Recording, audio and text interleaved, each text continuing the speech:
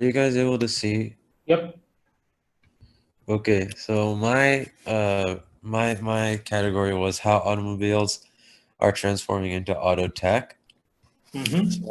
I gave um two ways that this is happening. So the first one is pretty basic. It's electric vehicles. Let me get rid of this. Mm-hmm. So basically, electric vehicles, there's a lot of advantages with electric vehicles compared to your average oil and gas vehicle. The charging is cheaper and it's more accessible in homes. It's $6 to $7 to charge compared to the average $60 to $70.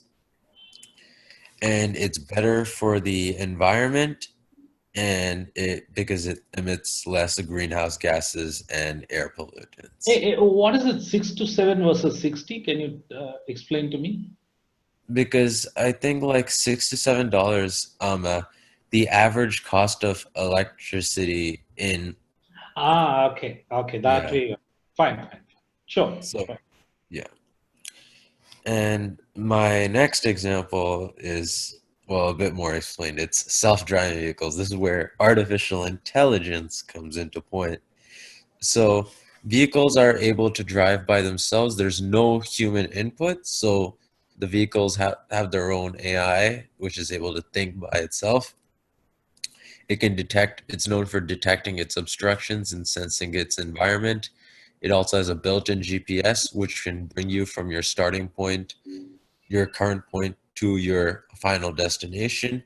And for one thing they're really trying to implement into self-driving vehicles is that it can be included in your IoT, your personal IoT, with your phone, with your other technologies, your Amazon Alexa, your thermostat, and all sorts of things. So you want to include your own car into your IoT. So that's pretty interesting as well. Yeah. Now, I now I watched a YouTube video to get more information, and I found out about a cool, interesting idea called a network of intelligent vehicles. So why not make all vehicles self-driving?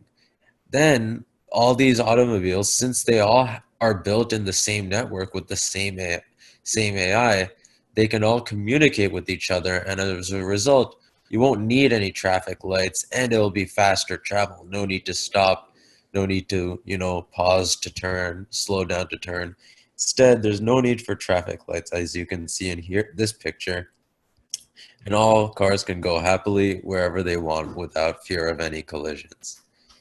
Whereas with the human simulation, you need traffic lights, and some cars have to stop while other cars, so other cars can go.